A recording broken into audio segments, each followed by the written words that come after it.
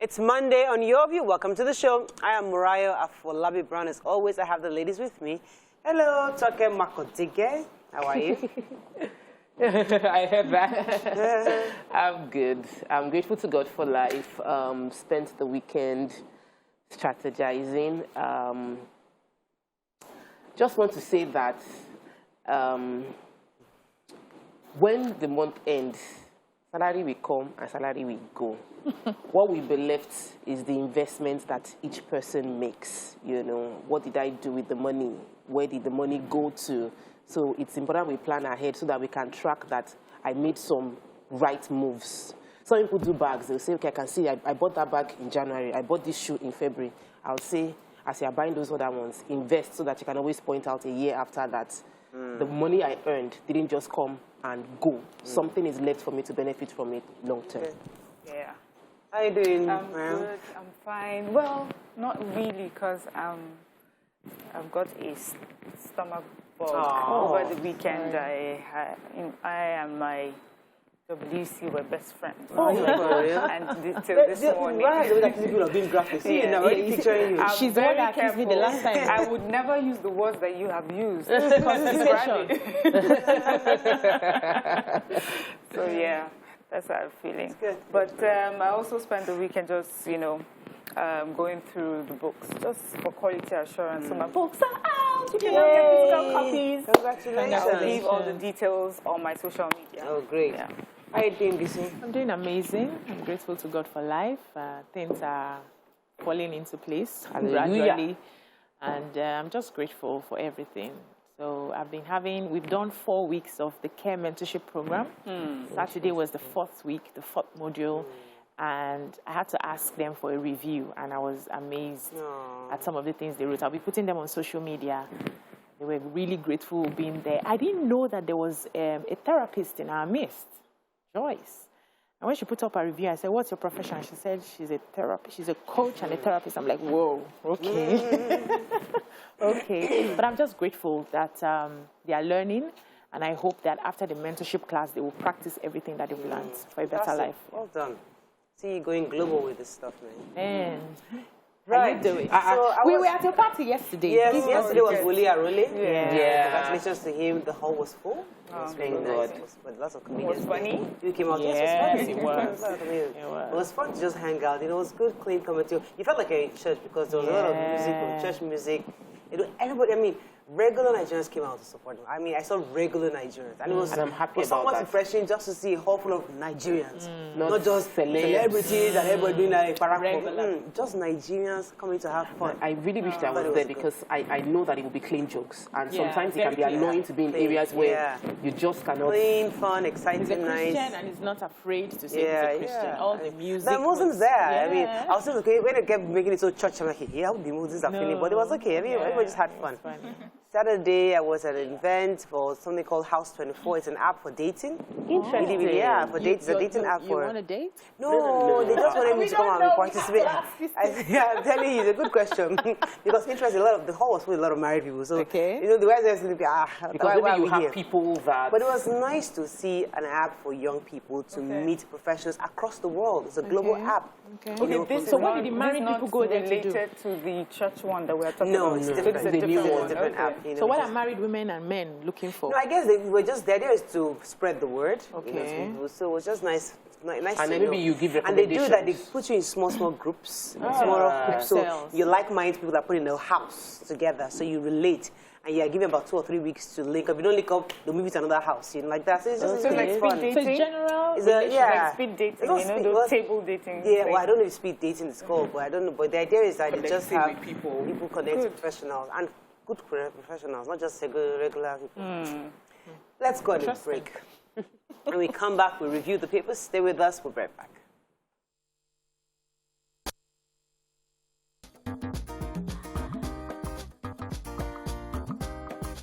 Stay tuned. Your View will be right back. All right, we're going to start with the punch this morning. Russia-Ukraine war, fuel scarcity may persist. Oil vessels face delay on sea. Picture here of people protesting, stop the war. FG directs fleeing Nigerians to head for Romania and Hungary. Hoodlums invade Benue couple's burial, kill community leader, 8 mourners. Ogun police arrest 5 suspected cultists over cops killing. Lagos resettled community battles, army over the land soldiers attack residents. NDLEA seizes cannabis packaged as black soap at MMA. VAT belongs to state, says Lagos State government and SANS.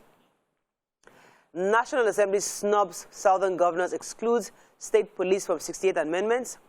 And Sanu lampoons FG, threatens to ground varsities. Okay, which story? I'll take this very sad story, but also, you know, shocking, because this is like the second time we're reading a story like this. So they said no fewer than 9 people, although some are reporting that there were 11 people that were killed in this community in Katsina Ala local government in Benue State. It was supposed to be, it was at a burial of this couple, Mr. and Mrs. Ateno Agbev. And they said hoodlums came into the area, there were motorcycles, and they went straight for the traditional leader who was at the burial, searched him, took some things from him, some money, and then shot him, and then went ahead to shoot at other people. The people in the community say that they have been under siege, sort of, by these bandits because they are affiliated and supporters of one kidnapped kingpin called Tewase Akwaza, also known as Ghana, who was killed by the military in 2020. They also said that this could have been a reprisal attack for the military who had come and you know, did an operation that happened, they said, Thursday.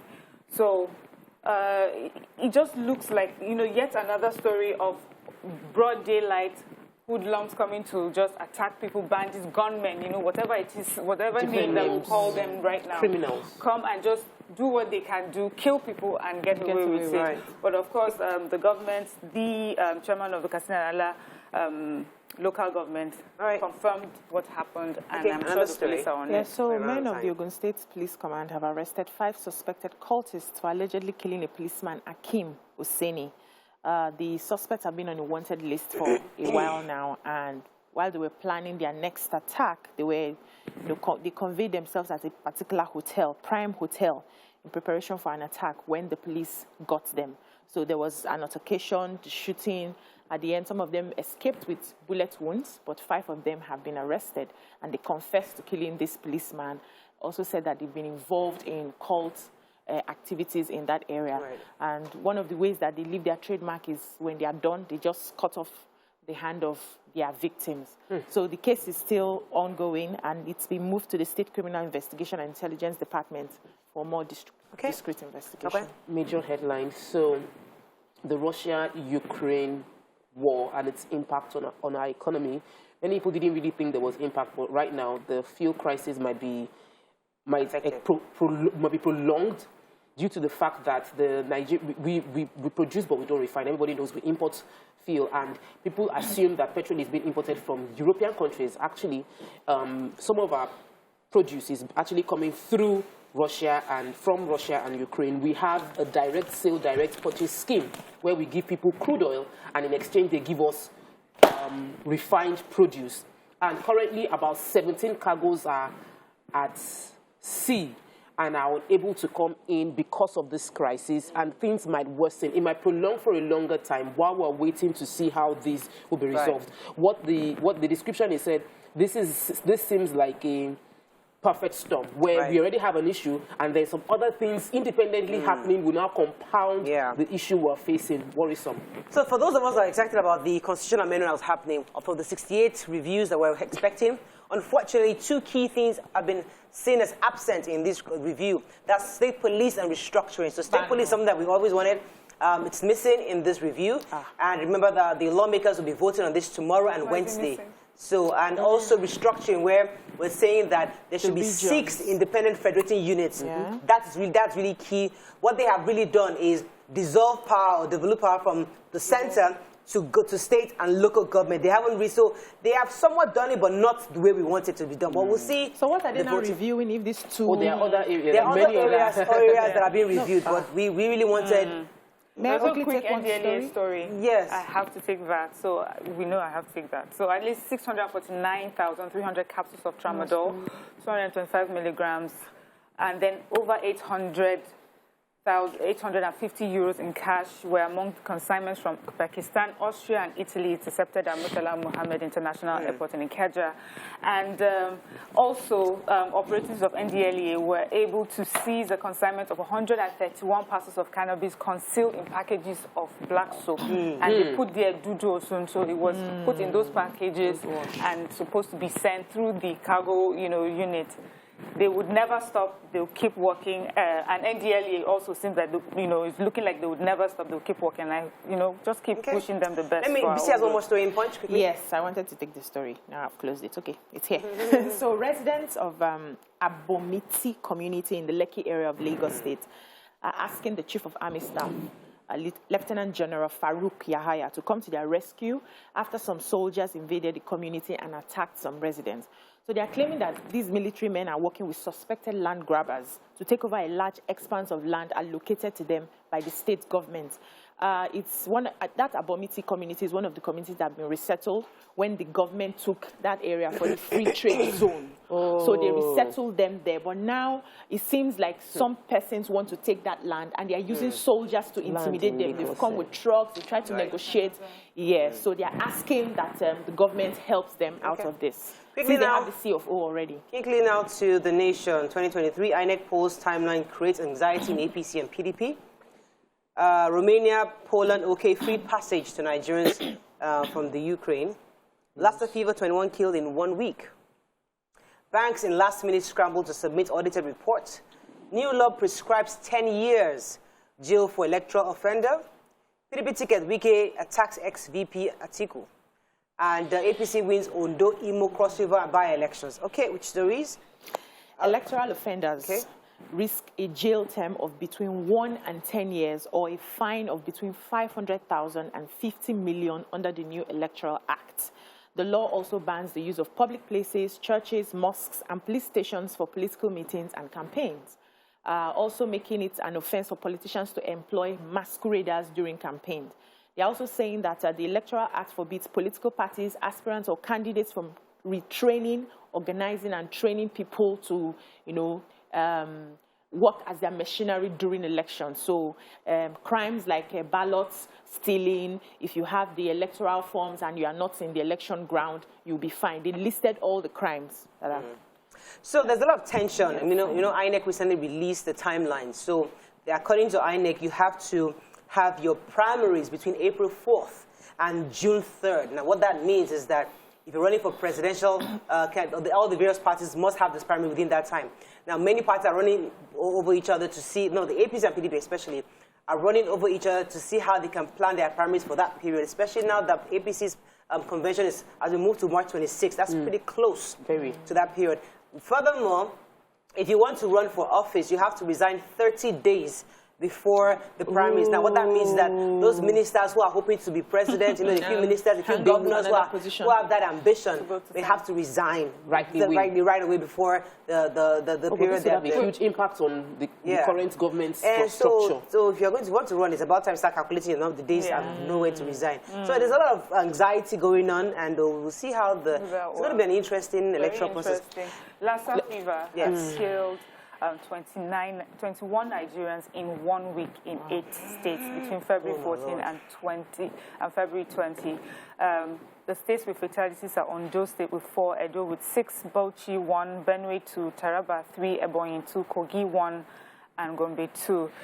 The death rate shows a 90.9% increase. That's from 11 persons the previous week to 21 under consideration.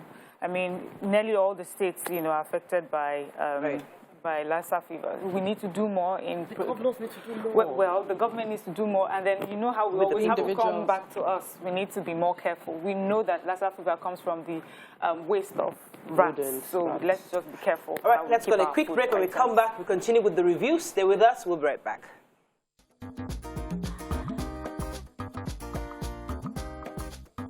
Stay tuned. Your View will be right back.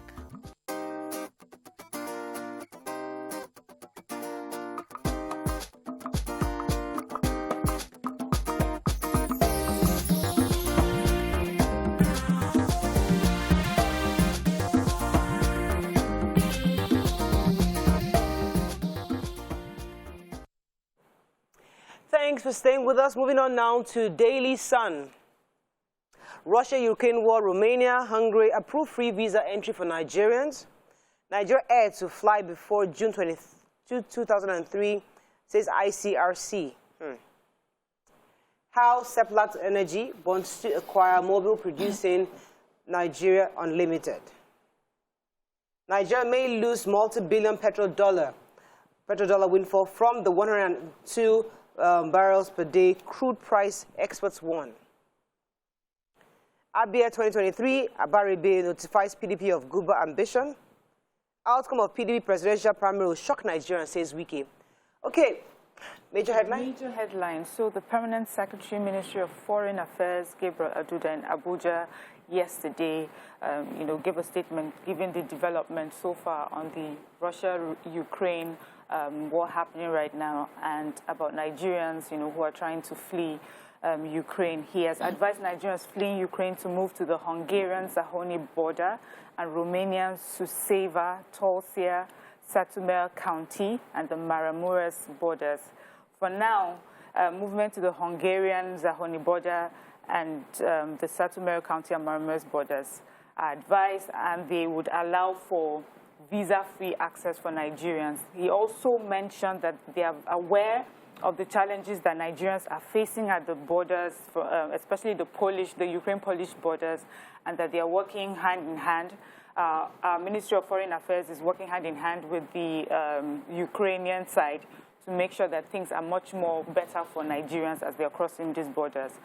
Also, ambassadors in Europe, Nigerian ambassadors in Europe are saying that they are united in tackling all the crisis and anything that has to do with our Nigerians as they are trying to move from Ukraine to this I didn't want to build this up, but as I said earlier, that it's painful that most of the pictures I saw on CNN were talking about white Ukrainians trying to cross the border. I hardly saw black people in those pictures. So when these reports came out, when I realized that Africans are actually being stranded because, possibly because of racism, they're pushing the black people to one corner because they're prioritizing their people. So I'm happy that our government is trying to also ensure that the safety of Nigerians are at paramount at this time.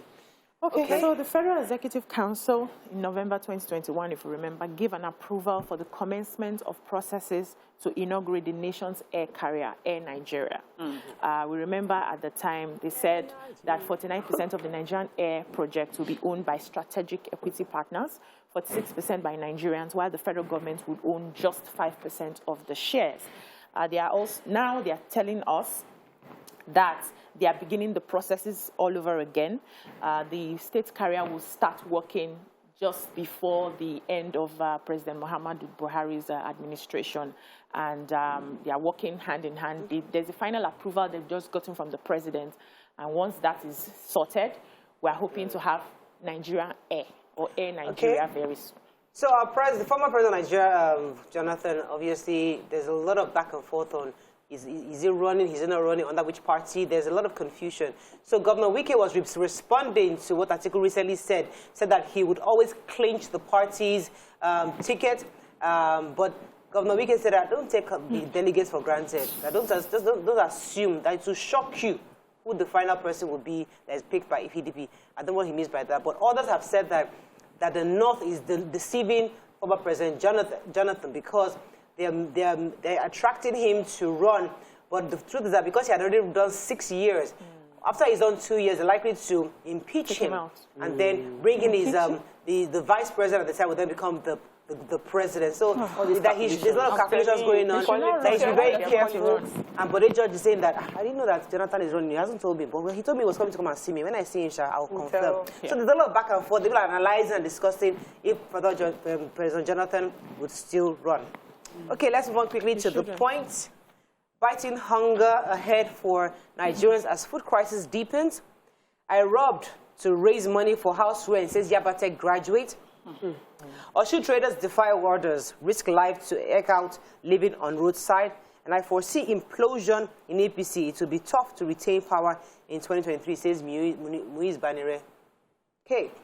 So the food crisis, the Point did an extensive report interviewing people within the agricultural sector, and the complaints are valid again and again that the challenges facing the agricultural sector is going to lead to food crisis.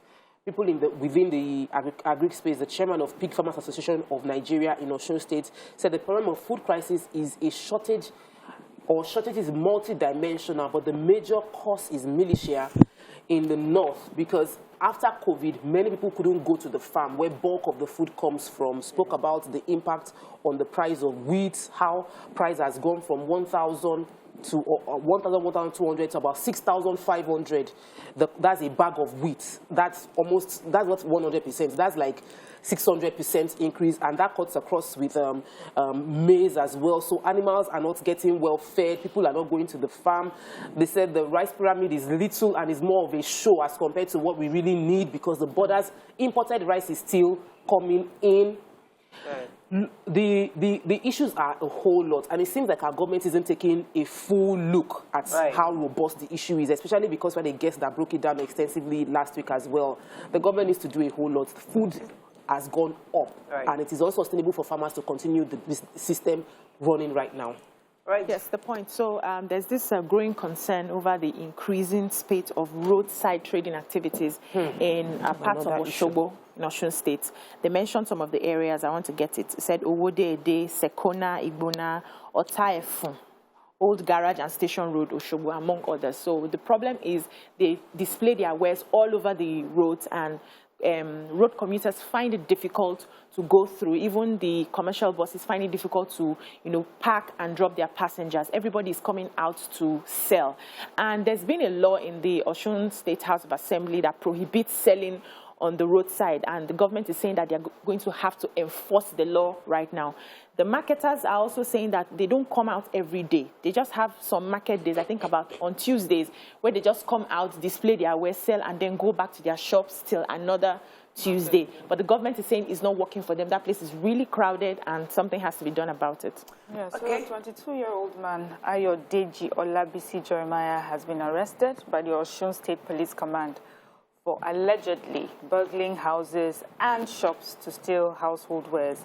So the report shows that, first of all, he claims that he's a graduate of Yaba Tech. He graduated in 2018, has lived with his sister, and wanted to, rent a place for himself. He wanted to be independent, and so he decided to go stealing and burgling to raise money for his rent. The report just shows the different things he's taken: plasma TVs from various homes, mattresses, gas cylinders, pillows, just things that values from, 90,000 to things that were worth like 3,000 naira, anything and everything. People's shops, he just went in. He also claims that he works with Dangote cement factory at Ayegbaju area of Osogbo. He pleaded guilty. Young ones, if you want to be independent, we encourage you to be, but there are different ways to do it. There are legitimate ways to do it, and just take your time. Nigerian Tribune, quickly, FG confirms 4,000 Nigerians stranded in Ukraine, demands your safe passage. Ogun, Oyo, Osun to suffer prolonged power outage. Lagos Kano train derails in Jebba. Ghana boys kill traditional ruler, 10 others in Benue. Strike, cost of imported vehicles to increase as trapped cargoes accumulate charges. Special report, how 14.37 billion NEPZA diverted funds stalled development in Calabar, Kano free trade zones. Okay, story? Yeah, so this Lagos Kano train, they call it a narrow gauge train traveling from Lagos to Kano, derailed at Jebba in Kwara State. Even though the report doesn't say if there are any casualties or any damages to the train, it told us about that. And I saw the pictures online, over the weekend, and I was looking forward to reading or getting more information from the papers, but there doesn't seem to be any more information. It just shows that the very last coach, I think, overturned and fell off the tracks, and this happened Sunday morning. Okay, so unfortunately, sadly, Ogun, Oyo, Osun are likely to experience prolonged power outage. So according to the communications person from the IB Ibadan Disco, Mrs. Kikelomo Oweye, she was saying that the transmission network has dropped from the 692.5 megawatts to 368.5 megawatts. So you're going to be experiencing quite a bit of power reduction in power because the transmission network has reduced what they're bringing to that area. So just so that you are aware. So you don't I always feel that what should make the news is if we're going to get more power. We have to is there any important message of ASU? Yes, I have ASU, yes. So ASU is accusing the federal government of showing levity. Say they are not taking their matter seriously. The last meeting that they had claimed that the government was acting as if they didn't know the problems. Meanwhile, all the issues that they are, looking to resolve is in public domain. Everybody's aware of it. And the major ones is still talking about the revitalization of university education. They are talking about the integrated personal payroll information system, payment of promotion and salary arrears, among others. And also, okay, I've talked about the IPPIS. They want UTAS, they do not want IPPIS. And they are saying that the only thing that will avert the strike is if government takes them seriously and does something about all the things that they have agreed. Okay, that's all we can take on Front Page Review. When we come back, we'll move on to our hot topic of the day. Stay with us. We'll be right back.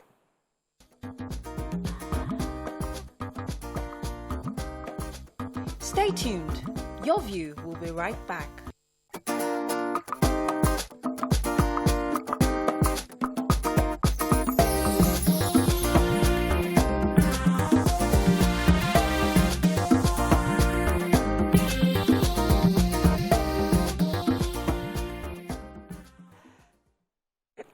Thanks for staying with us. So our hot topic today is about the ongoing feud between the Kano Emirate and Air Peace. According to the reports, the Air Peace airline turned down the requests of the Emir of Kano to delay the Lagos-Kano scheduled flight.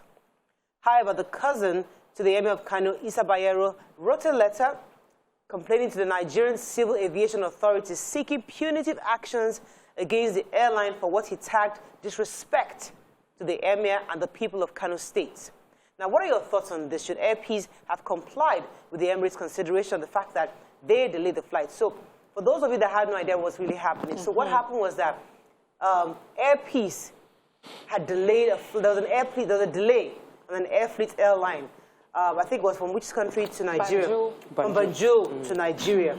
So because of that flight delay, I think they had called in the owner saying that your flight was delayed, and they wanted him to also delay the Lagos-Kano flight because of the Emir. Unfortunately, they couldn't do that for various reasons, maybe because the passengers were already boarded, and it was a bit too late for that. It was a 6:15 a.m. flight. So they felt disrespected, that, especially because the Emir himself had called. They should have at least delayed the flight. That's the real thorny issue here. What are your thoughts on this? You can call us on 081-270-53687. 09139076948. You can also send us messages on YouTube and Facebook. We'll be happy to hear your thoughts. So what's your thinking? I know this is the Emir. Emir is obviously highly regarded, and but there's also that part of, okay, flights get delayed. Now, should they have considered the important personality of the Emir to delay the other flight of Lagos to Kano, or had just stuck to the schedule that was already assigned? This matter. Let me start with you, because your body language already tells me everything. Let me come talk. I'll come to you. Okay, so I'm of the opinion that in some climes, even though the Emir is as revered as should be for the stool he represents and the people he represents, in some climes, he wouldn't even need to ask, because the way the system runs, you cannot ask them to delay flights for. Like, there's no room for you to make such requests because of the way the system is. And within that system is a corrective measure if there is a delay to ensure that you are not missing your next flight, because the system works well. So the fact that a representative of the Emir had to call to say, oh, based on our current delayed flight, we will be missing our next flight, means that there was something already wrong from the part of the company, because they know that based on their current delayed flights, everybody with a connecting flight will be affected. So it should have been their own responsibility, that is Airpeace, to foresee the impacts of their delay and ensure that they don't put any inconvenience on their clients, regardless of if the client is an emir or not. But there will already be an inconvenience, whether we like it. Once the flight is delayed, there's that ripple effect. You see, what are your thoughts on this report? If they have told us the reason for this delay, so I don't want to believe it's just because one flight has been delayed and they now want to delay another flight. There may be other reasons. If it was a case of emergency or there was a life at stake, somebody's dying somewhere, and you're asking that a flight be delayed to be able to catch up, I don't know how that will work. That would be different. But what I see here is just egos flying. This is an organization. So even if you are holding a position, you shouldn't be the one to determine how they run. You will find out, okay, this flight is delayed, what else can we do? But to give an outright order that delay this flight for so and so reason and then get offended because the flight was not delayed, I think it's taking matters too far. And I think because, you know, in this part of the world, we always believe that all animals are equal, animal farm now, but some animals are more equal than others. So if you see it from that perspective, you now say, do they know who is speaking? I am the emir, I am this, I am that. Do you know who is in charge of this position? Do you know how connected we are? But if you look at it as an organization that's just running their business, they had a problem and they delayed their flight. Now requesting them to delay another one, it's not like a private jet. You didn't book just for you.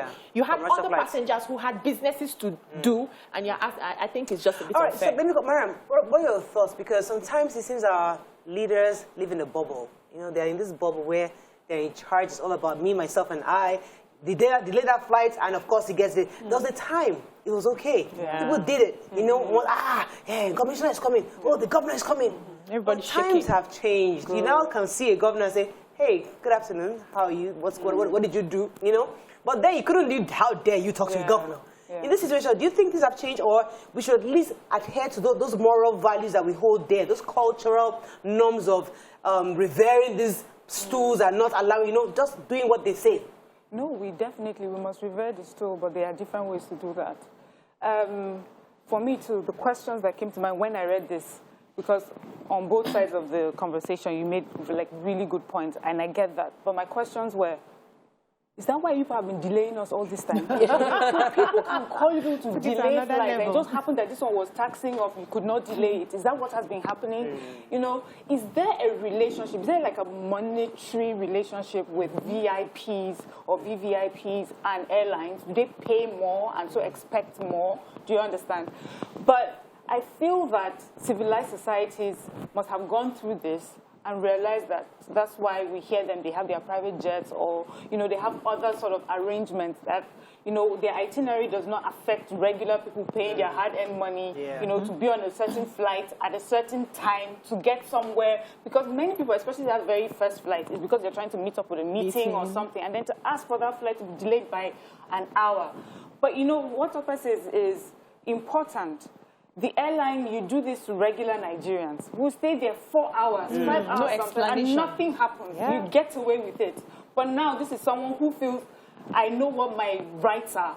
And because you delayed me, you caused my delay on the first leg of the flight, then you should have compensated me. Because what the spokesperson was saying for the emir was, I had to make the suggestion that you get us a Lagos to Abuja flight. And then the Airpeace was saying that they would give them a free flight from Abuja to Kano, that he had to recommend, that had to make it. So even the airline itself was not, on top of it to say, okay, we have delayed this person. But asking that a plane should be, so the only way I feel that airline did the right thing is for not delaying that flight. Because if they had, and the reason they gave, the emir would have looked really bad, and nothing could have saved him. Everybody, so this is what you do. So you have to be on. So Airpeace in this case is not the innocent victim. They also did something wrong, and they should have sorted it out one way or the other, gotten him a flight straight, you know, by himself, and to ask that a flight be stopped for you, delayed for hours, knowing that there are other people there who are paid their money. So, Mariam, I wanted to stay on that. So this cousin that is asking for punitive measures, does he understand that he's about to delay professionals, businessmen, also on their own important meetings by asking for a 1-hour delay?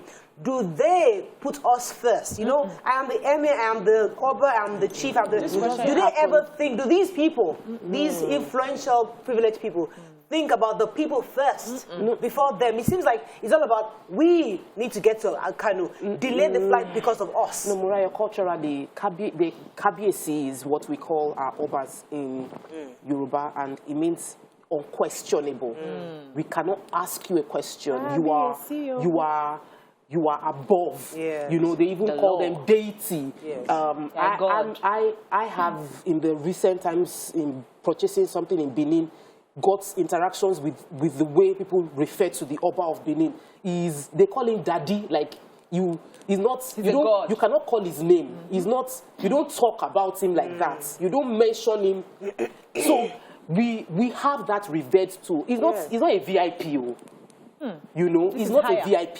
He's the Oba, he's the Emir. So should that be enough, it is a different level. And because of a few Obas that have watered down their stool by playing dirty politics shouldn't water down every other respected person's stool.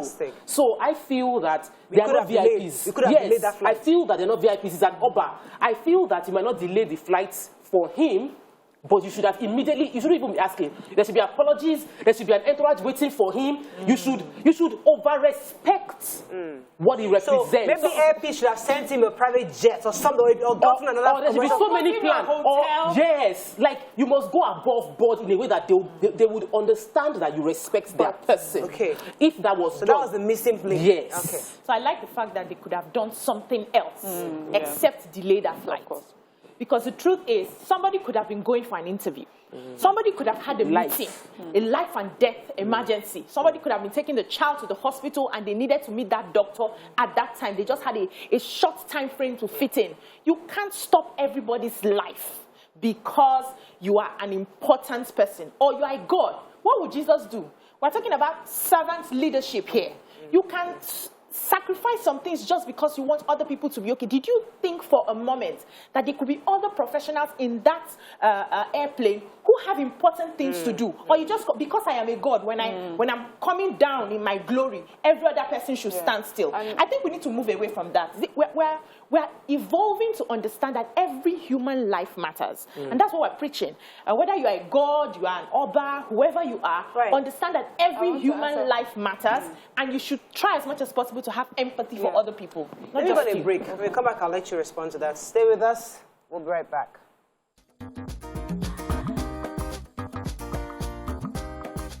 Stay tuned. Your View will be right back.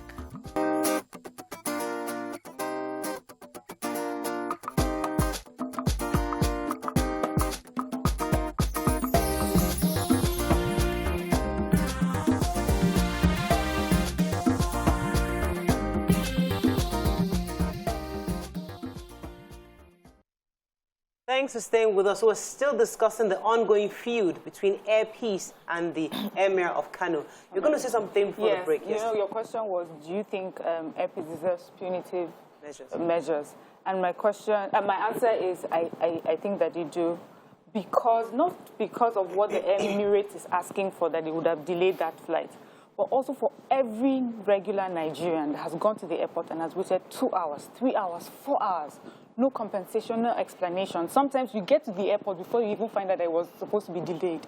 Many times we hear of other, countries and how they do it. They would send you a message if something was going to happen. Long before you leave your home to go on that flight, they would have sent a message apologizing. If you find yourself there, they would put measures in place to make you feel comfortable. They would put you in hotels or things like that. But in Nigeria, airlines keep getting away with this sort of bad behavior. And I feel that the Emirates understood its right to complain and ask for compensation for when, they have been delayed.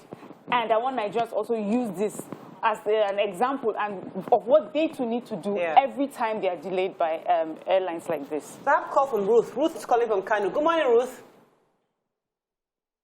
Hello, Ruth. Are you there? Hello, Ruth. So I think we all agree on the certain facts that, yes, Air Peace goofed by delaying. Also, what I like what Tokwe said earlier was that even though you goof, we all agree that it shouldn't have delayed the flight, but Air Peace should have done much more as a sign of respect to that stool of the emir. So it's not a regular Nigerian, but the fact that you respect his office and who he is, you should have ensured maybe get a hotel. But I don't think that getting him a hotel would have helped because it seemed they needed to get to Kano immediately. So it's possible linking him up to another partner airline. So please, can you accommodate the emir because he has to be on that 6:15 flight? Because according to the report, they called the owner, I think the first at 5:30 a.m. or so, 5:15. They couldn't reach him. They called him the second time when he picked up. He tried. In fairness to the owner of Air Peace, he tried to get him on that flight, but unfortunately they had already boarded and they couldn't stop. So it goes back to the question we said: is that how they be doing it for others? I mean, is that why we always had this where there's an important personality? I mean, we've heard this where you are on air. And they're saying that they can't board because an important person wants to land. You can't land, so you can't land. You can't land. Somebody wants to land. Yes, it causes that causes delay. I think business owners need to start working on customer service. We've had this problem over and over and over, especially all these airlines. Something is about to happen, something is happening, nobody will give you any form of information. We need to start calling them out and start suing them for this. Because every other place you travel to, something is about to happen, they are telling you, they are talking to you, they are having a conversation with you, they are making you comfortable so that you bear with them because these things will happen. Flights will be delayed. Sometimes it's not what...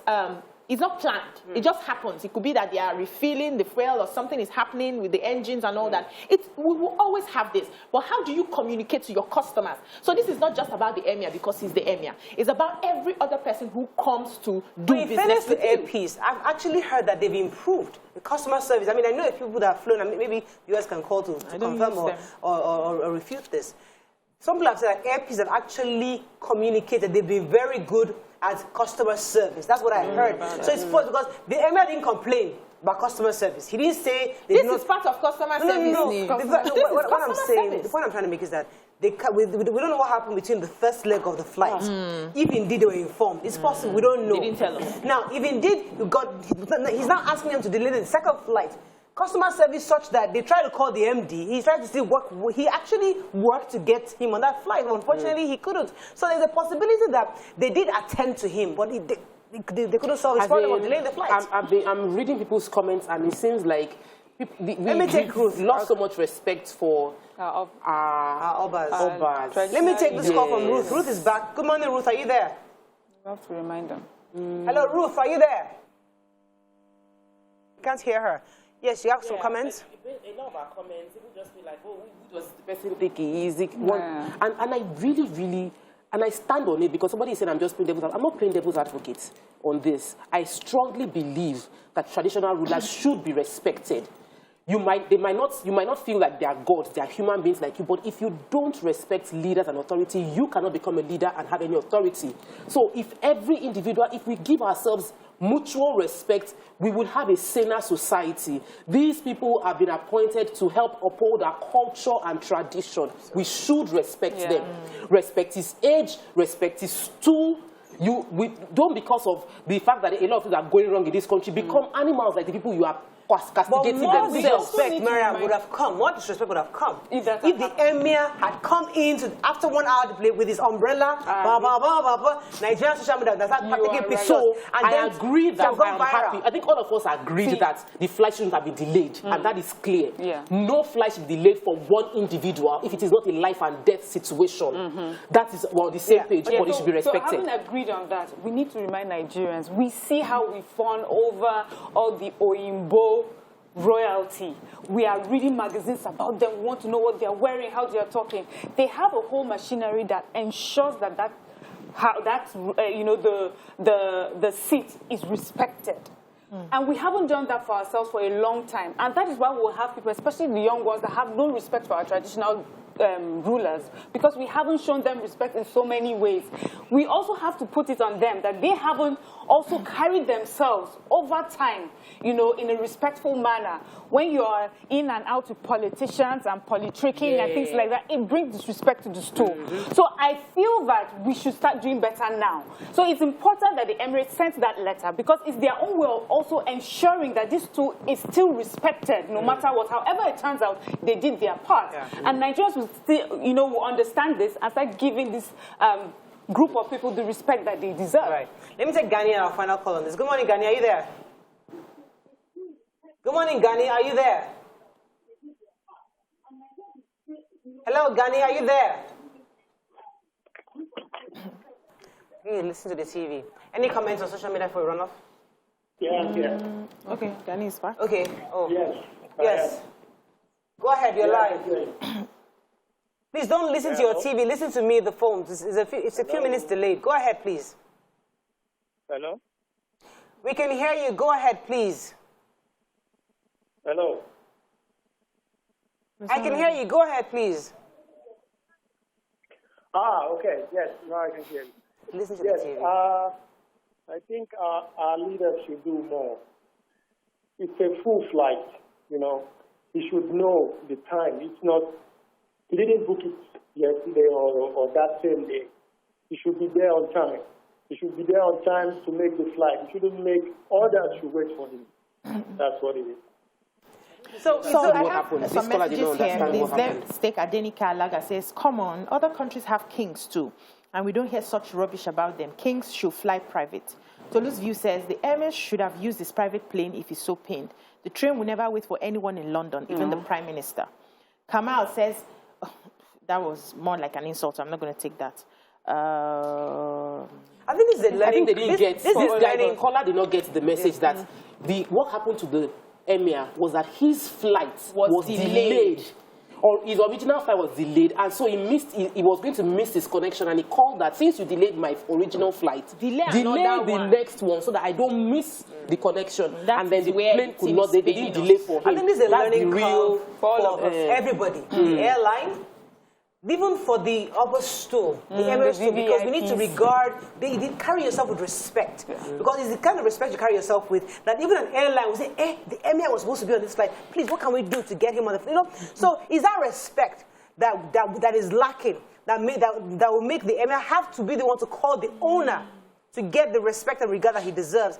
Either way, I think it's a learning curve across board for the airline, the Emir, and even the Nigerian people because of how we regard this tool. So going forward, the truth is that Nigerians are at a different level. It would be more disrespectful to the Emir if he made that flight. It would be worse because the pictures, what would have gone viral about him coming on flight would have been worse and more disrespectful to that stool. What would have been here today? It would be different. So I'm even happy that Air Peace did not delay that flight. Either way, you could have done better. That's all we can take on that. When we come back, move on to the next segment. Stay with us. We'll be right back.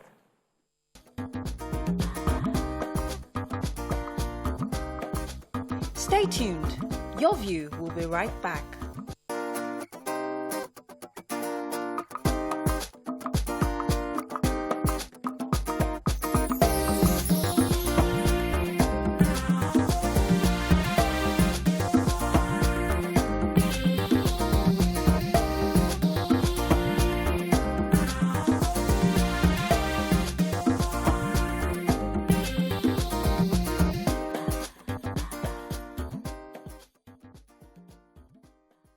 Thanks for staying with us. So according to the reports, no fewer than 5 persons have been reportedly killed.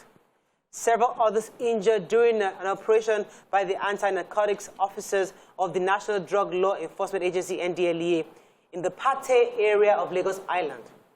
Joining us on the show now to speak about this is the spokesman for the NDLEA himself, Mr. Femi Babafemi. Good morning, sir. Are you there? Thank you very much. Good morning. Thanks for having me on your show this morning. Yes. So the last operation by the NDLEA has been widely criticized because there was quite a bit of shooting on Lagos Island. 5 persons confirmed killed, quite a few injured. And many have said, what exactly is the mode of operation? How do you go into a community that have citizens, innocent people there, and you're shooting? Your men were seen carrying AK-47s, shooting sporadically into the air. Could you give us an idea what happened exactly? Now, let me start this way.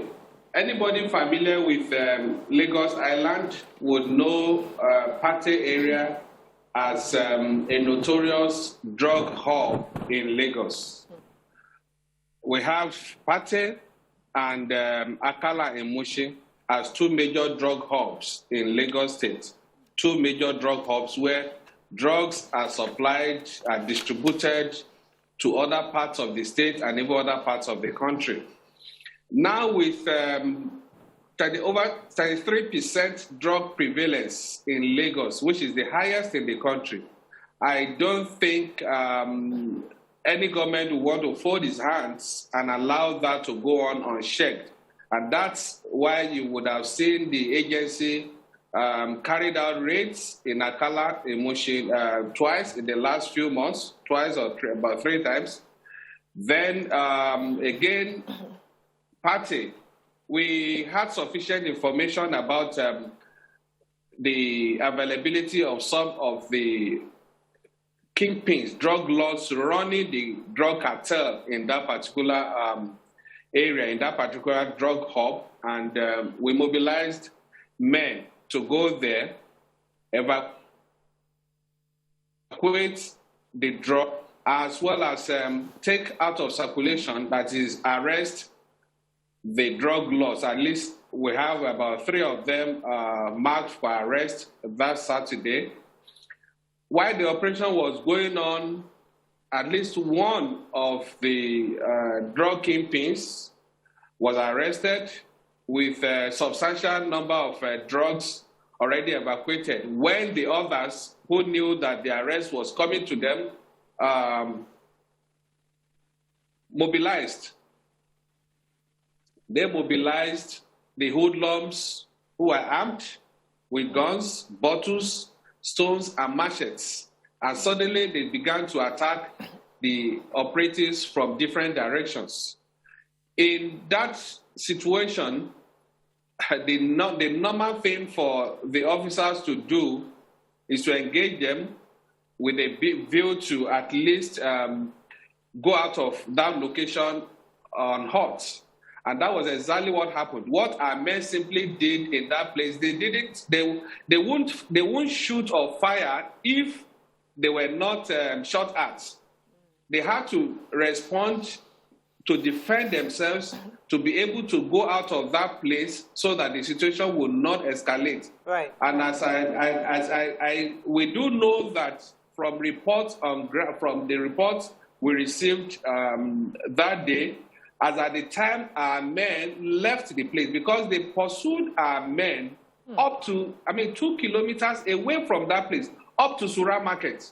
Wow. Almost 2 kilometers away from the scene of the incident, with guns, with everything. And in fact, at that point, men of the Lion Building Area Command of the Nigerian Police had to support our men to even lead them up to our office in Ikoyi. Right.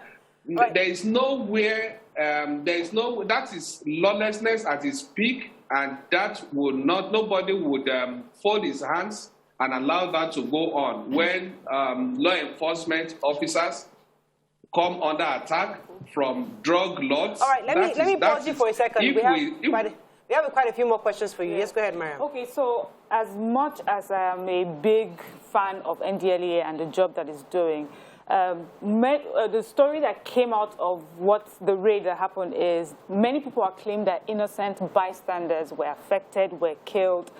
And I want to find out, isn't there, first of all, to confirm if innocent victims, innocent bystanders were killed in that raid, And secondly, knowing that there are, knowing how crowded that area is, and there are better ways to do it without, you know, getting innocent people involved.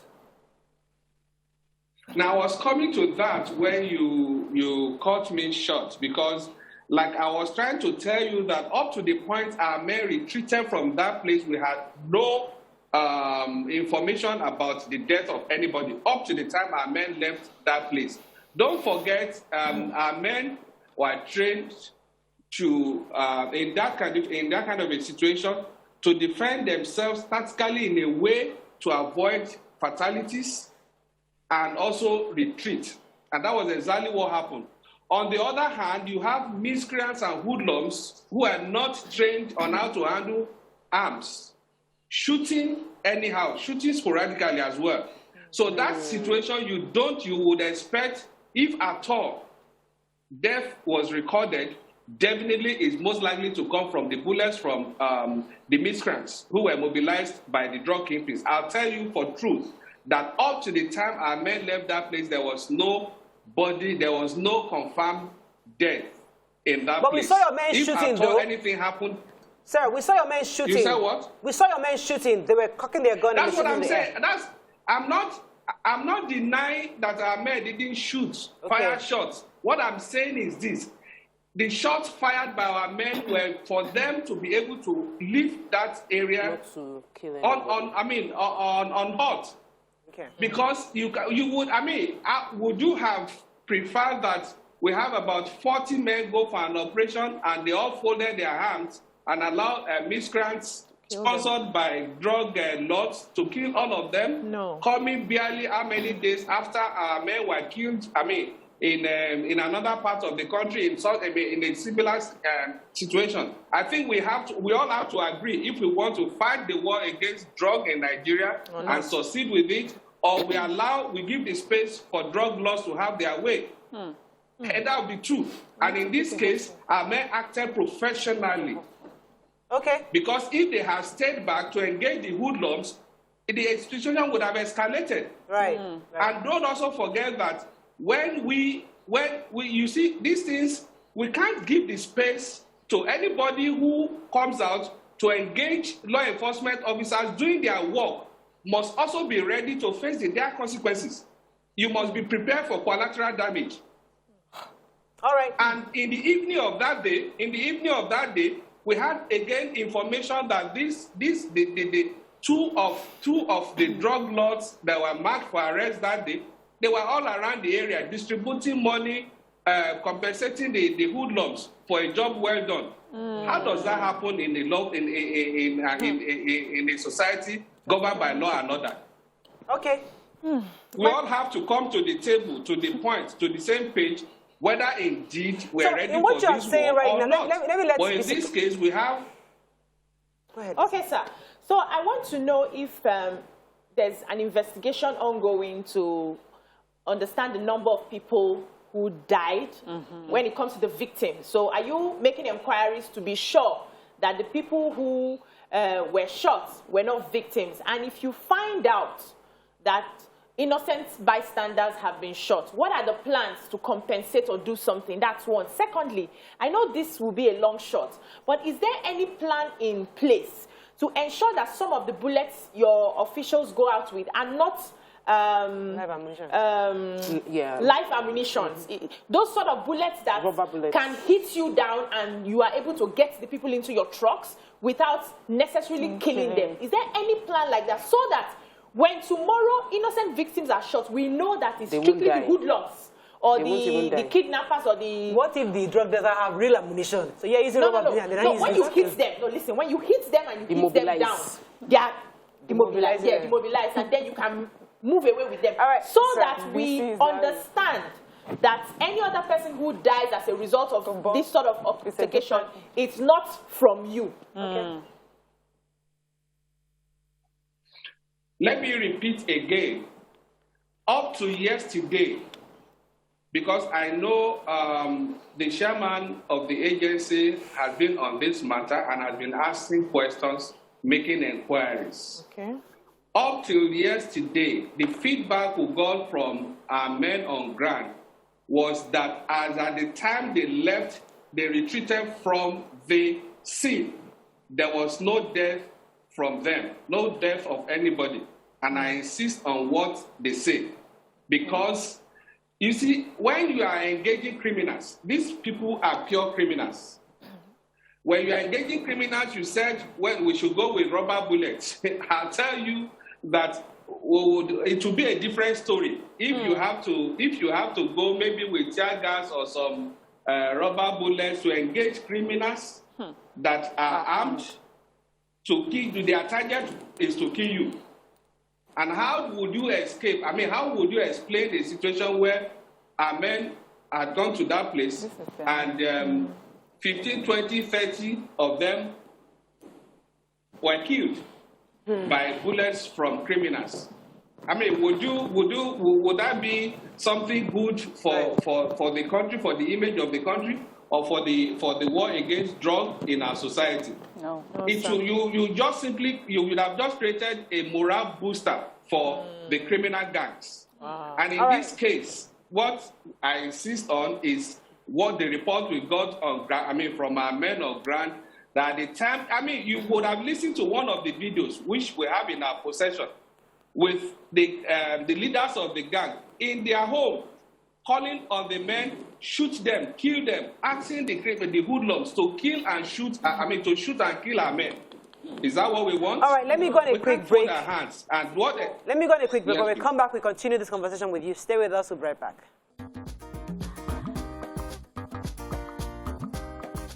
Stay tuned. Your View will be right back.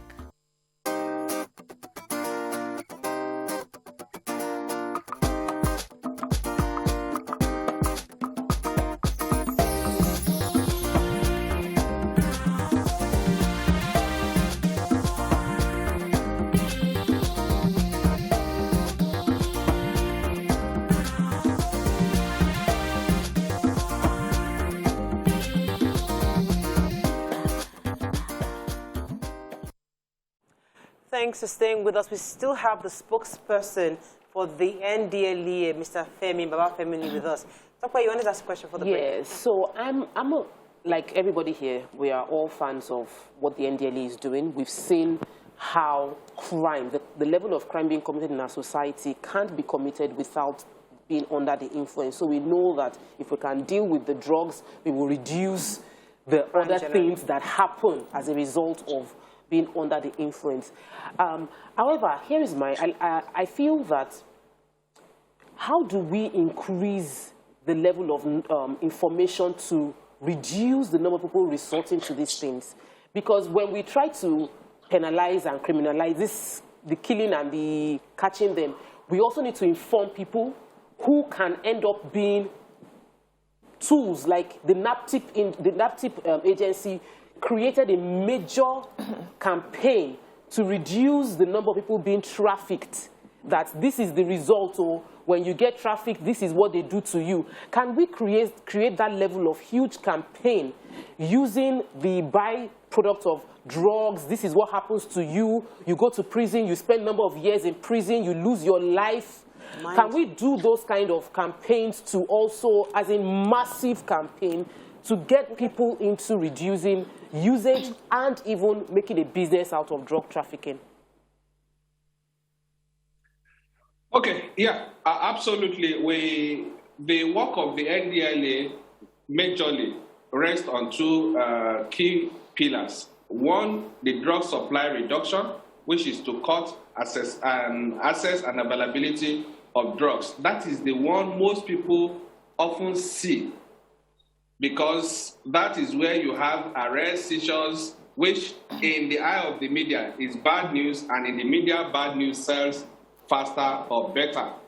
Now, the other pillar is the drug demand reduction, where I can tell you that the NDLEA does even much more than in the area of drug supply reduction. That is why you would have seen, and that's why we produce weekly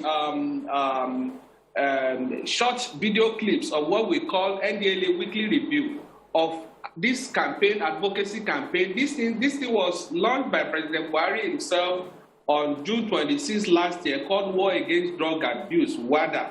It's a campaign that is being taken across the country, and all our commands across Nigeria have keyed in, and quite a number of faith-based organizations, community-based organizations, NGOs, and civil society are already into this. But because the media will pick its own interest, so that's why you are probably not seeing much of that. But then we do create platforms to make sure that this information go out every week.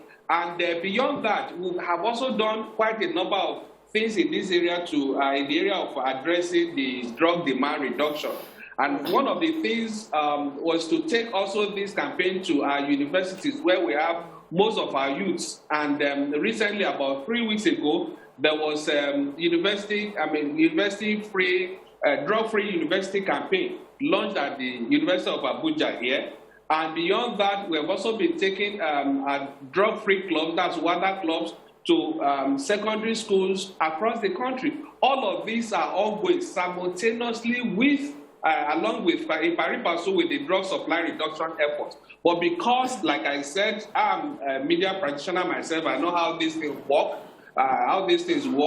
The bad news always come from the seizures, arrests, and that's what interests the media. For instance, when our men go to schools to go and talk to the kids, talk to everybody, I'm sure you will know that the media will not focus on that. So it's not, we could do it quite a lot, much more. Last year, let me give you, based on statistics from our operations last year, we had about over 12,306 arrests. Out of that, we filed over 3,000 cases in courts, and about 8,000 persons were cancelled and rehabilitated, which is the drug demand reduction, part of the drug demand reduction efforts, right, which is more than a fair balance between our drug supply and drug demand activities. All right. In a related question, my worry is the complicity of the community. The fact that it seems they are protecting these cartels, that they're protecting these drug dealers. The fact that the drug dealer can actually send hoodlums or even members of the community to shoot at your men. What are you doing working with the battles, working with the local government chairman, working with the community leaders, the Yolojas? What are you doing to penetrate? Because obviously, these people seem to be sentimentally attached to these drug dealers. Money.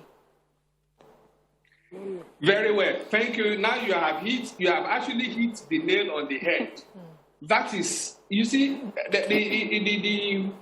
we often cite one example, the Nkurumiri situation in the southeast. The people, the communities in the southeast have actually shown more than any other part of the country the spirit of taking ownership of the war.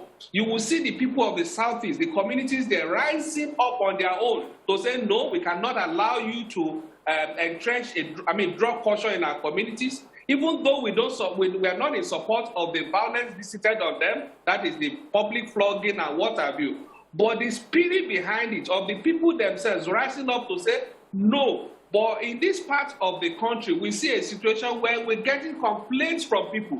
You see, what we're noticing is the positive voices are almost being overwhelmed or drowned by the negative voices. And these negative voices are promoted by the cartels, promoted deliberately by the cartels, so as to make it look as if that is the new norm. And we cannot allow a nation grappling with about 15 million persons using drugs. We cannot afford to allow that to go on and on. We all have to rise, and that's why anywhere we go, that's why I told you that the War Against Drug Abuse WADA advocacy campaign has been going on, and the whole essence of it is to mobilize the citizenry.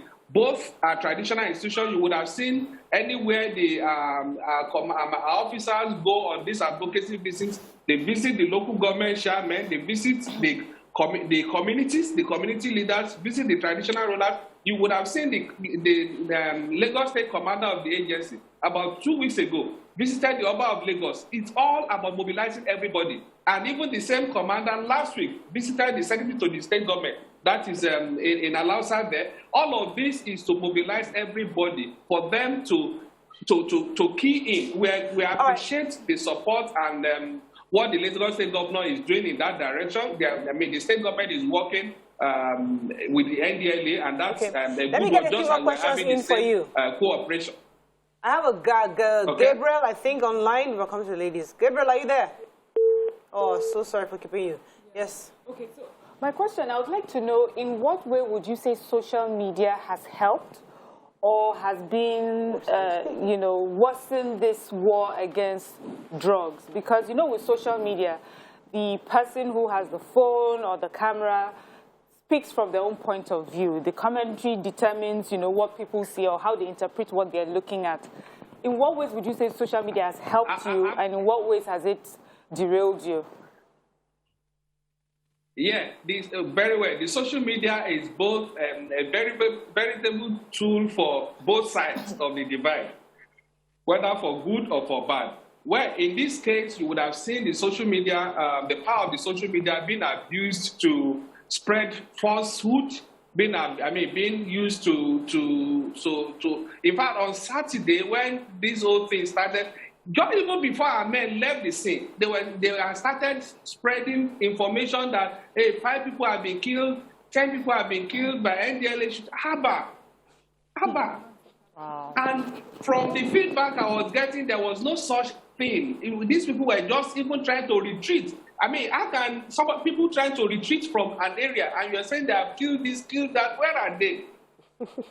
Then, on the other hand, you also, and that's why we try as much as possible every Friday to engage, because we know that quite a number of the people that are using social media, they are young people, and they are our target audience. And that's why the agency will try to move a lot of our activities also to social media so that we can give them information, we can engage them. And that's why every Friday at 3 p.m., we do what we got. We do an open forum on Twitter Space just to listen to them and also let them hear from us. We engage them, we talk to them, we educate them. A number of them had the impression that, NDLEA needs a search warrant before they can enter a home, before they can search and arrest you.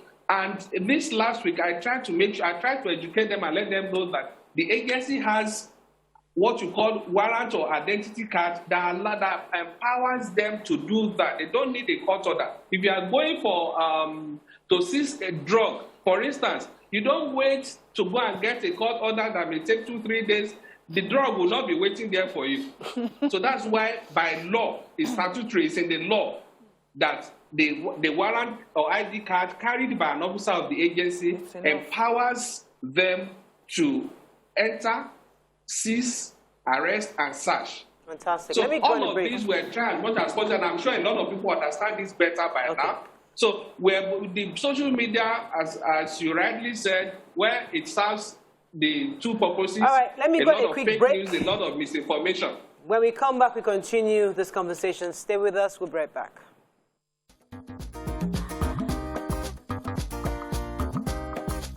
Stay tuned. Your View will be right back.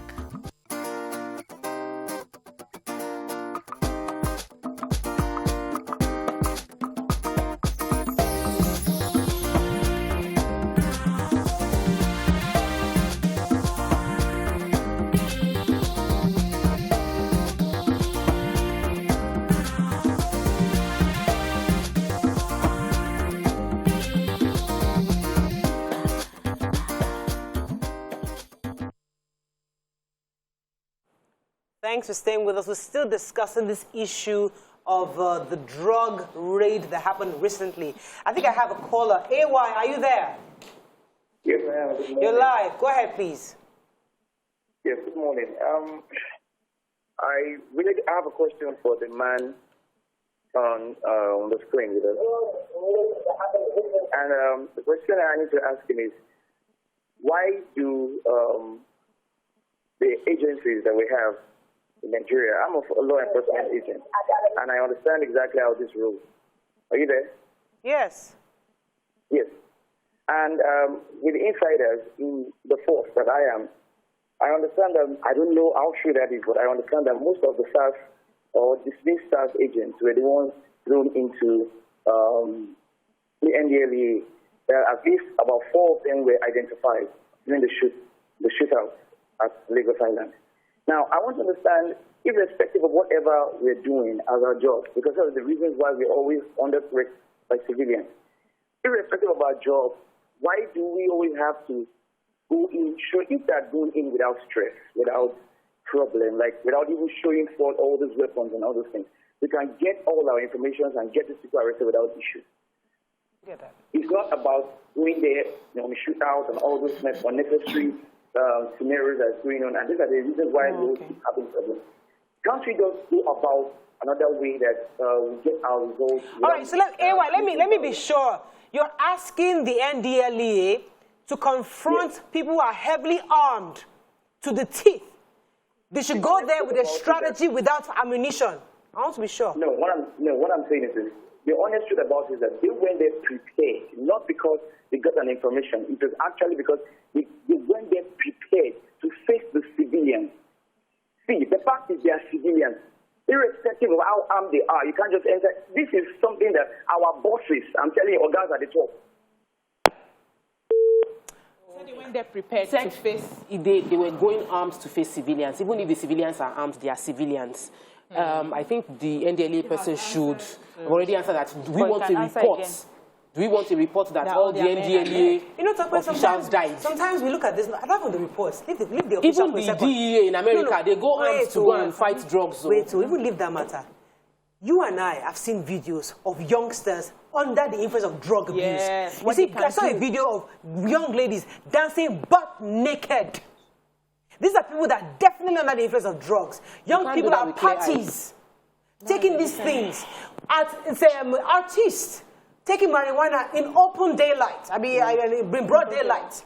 So there is an issue. There's a war going on. There's a war going on, and things happen during war. I'm not saying it is right for them to kill other civilians. It is wrong. But that's why the boss already said they did not kill. Yeah, they didn't kill civilians, yes. But this guy is saying that there should be a strategy. So I also hear him. There should be a strategy in if you're going to be going with arms, be clear. And I think the strategy also played out where, according to Mr. Babafemi, they didn't shoot at anybody. They shot into the air to retreat, so they can move out safely. So that's probably part of their strategy. But they couldn't go there with toy guns. Yeah. They couldn't go there with just words. They needed to go with ammunition because those drug dealers needed to see that they are also up against people who are... But let me ask you a question. We also need to understand that they were armed themselves. These are criminals themselves who are armed, who are ready to fight or be fought, you know. So when we talk about them sometimes, these were not some innocent victims sitting down and then NDLEA came and busted them. We're talking of criminals that were armed. So let me ask, Is Babafemi, are you there? So I want to have an understanding of the sort of people that were picked up, the suspects. One of the reasons we still keep going round in circles is the fact that we don't get the sponsors of these kingpins, and they are the major players. We have people in top places who are funding these guys, who are running this business, who are patronizing these guys, and we don't see a lot of prosecution when it comes to them. Exactly. We just pick the foot soldiers are the ones that we see. What plans does NDLEA have to fish out the sponsors of these people and deal with them? Well, thank you very much. I'll just not respond to what the caller said because I wouldn't really understand the justification of some of his arguments. But then coming to your question, I think like I told you, I said last year alone we had about 1,400 convictions, and as I speak with you about 7 drug barons are facing charges. They are facing trial, including those that even traveled all the way. Don't forget that the major source of some of these drugs, especially the A class, is Brazil. And quite a number of the barons reside there. That's how they're able to ship some of these things into Nigeria and other parts of the world. But beyond that, I also told you that the operation in Pate area of Lagos Island at the weekend was based on solid and credible intelligence. These are people, it's an area that has been under our focus for a long time. And we have 3 persons, 3 major drug lords marked for arrest that day. One of them is the old woman you probably would have seen in the video we released. In fact, I'll tell you quite a number of things she did behind the scene, even when in our custody. One of the things she did to show you how defiant and desperate these people could be. Even when she was, her picture was being taken, she put up some resistance and even tore her own cloth in her custody. That's to show you the kind of people we're dealing with. These are defiant, violent people that are ready to do anything. So that's why I should have, when somebody say we should have gone there with bare hands to go and meet people that are armed, that started the shooting, not that we started the way. I mean, ordinarily we could have, there are a lot of operations we go to, depending on our assessment of the area. We don't just go without first credible intelligence. 2, we assess, we put surveillance to know, the kind of scenario that will play out in this kind of place, in such an area of operation. And again, we also do what we call post-operation assessment. And that was why we were able to discover that on Saturday night, 2 of the drug lords that escaped arrest, those who actually mobilized the hoodlums to attack our men, they were sharing money to the hoodlums. To compensate them for the fight. You see, no society can go on like that, because whether we like it or not, these things... We have very little time left, so go ahead. Okay, we understand what happened over the weekend, and what I wanted to ask you, however, is I understand that there is I think is MADA, the campaign against drug abuse. WADA, thank you. War against drug abuse. And I feel that we have influencers. People are moved by people that they look up to. We have influencers in celebrities. We have influencers in social media age, that what you would say in Twitter, them saying 1/10 of it would have more significant impact on more people than you alone saying it. And I would appreciate if you have a strategy or a group of influencers you have reached out to, you are working with, to help them push the right values. Also, I want to find out if the law establishing NDLEA supports NDLEA arresting artists who sing about use of drugs, that they sing about it. Do you have the law to say your music is promoting something this country is fighting, and so you will be prosecuted for this?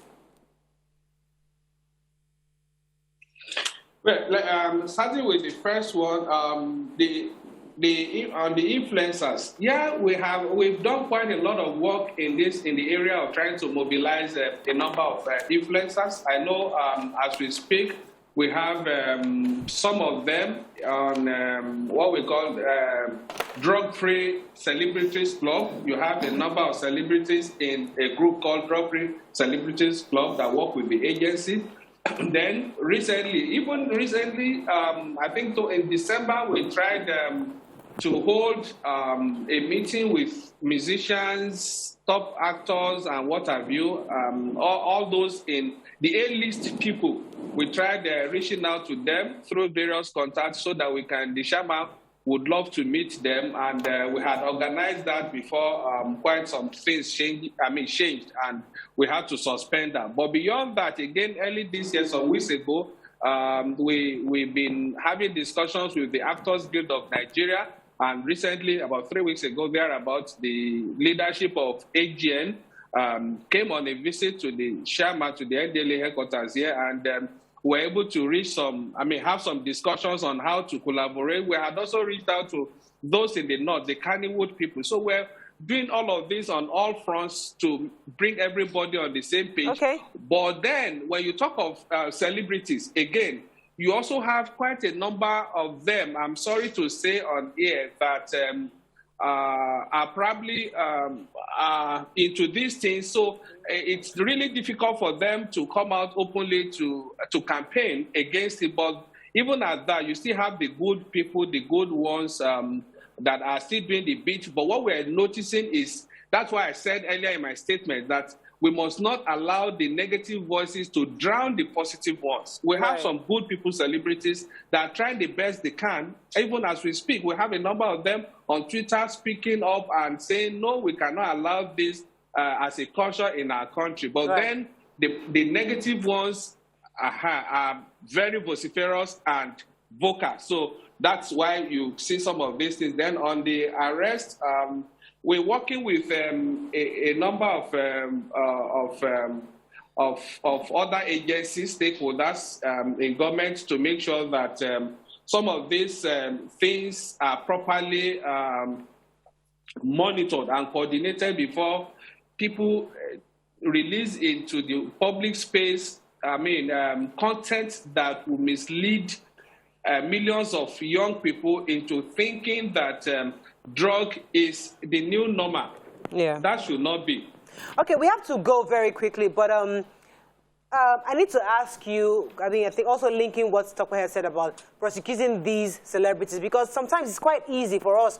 You see a celebrity smoking marijuana, and you just go, calling me for questioning. Okay, the marijuana you're using in your video, where did you buy it from? Where did you buy it? Who is the supply chain? Can you, that's for us, is almost basic. So when we don't see these artists being arrested, that's why some people feel as if it's okay. But more importantly, my question more importantly is there some kind of an assessment with these people? Because if I see a woman, a mother, I'm thinking to herself, does she understand the gravity of what she's involved with? Does she understand the ripple effect of this act that she's doing? Is there like an assessment that takes place after this arrest where you recondition their mind to understand this thing you are selling to children can actually cause not just mental health issues, but cause them to kill each other, cause them to kill your own child, to make your community even more dangerous? Do they have that kind of assessment afterwards? Definitely. One of the things we do for those we arrest in our custody, depending on which divide they fall into, whether traffickers or as users. For users, basically, we try as much as possible. That's why I've been seeing a number of requests from the people about the 6 Malian artists that were arrested last week. Why are we not parading them, showing them, blah, blah, blah? And I said, look, we have a process. We don't just show anybody's face. If we know that these people, we can still work with them to counsel them, rehabilitate them, we will do that. And that's what... that's why on Friday we released some of the Malian artists that were arrested, and they are back. I think they should be back this morning. But then we take a decision. Do we prosecute them or we put them through the treatment process? All of these are put in place so that we can change the mindset of these people. And this is not the first set of artists who will be arrested. The message we are sending through that is, no matter who you are, whether celebrities or not, if you if you break the law, you will face the music. All right, and that's why you would have seen a number. We have to go, but let me allow Mariam to ask an important elephant in the room question. I know we're going to bring you back for it, but she wants to ask that question. Let me just establish it, and I don't know how much you can talk about it for right now. Abba Kyari, the video, the arrest, the complicity of security operatives in the movement of drug and the sale of drugs. Give us clarify. Yeah, okay. Very well, thank you. The elephant in the... the big room. Well, the big room. Yeah, as far as the Abba Kyari and the 6 others are concerned, charges have been filed against some of them last week, and as I speak with you today, before the end of today, I know charges will be filed against the rest of them, and that leaves, we then wait on the court to give us a date for arraignment. That much I can confirm to you this morning. But the fact that some of your officials were accused of being part of the entire deal, I want you to clarify that for us. That's what she wanted to know. Okay. Absolutely. Maybe I didn't get that from her question, from Miriam's question, but absolutely nothing like that. In this case, we had, I did issue a statement few days after to clarify that aspect, that even in the statement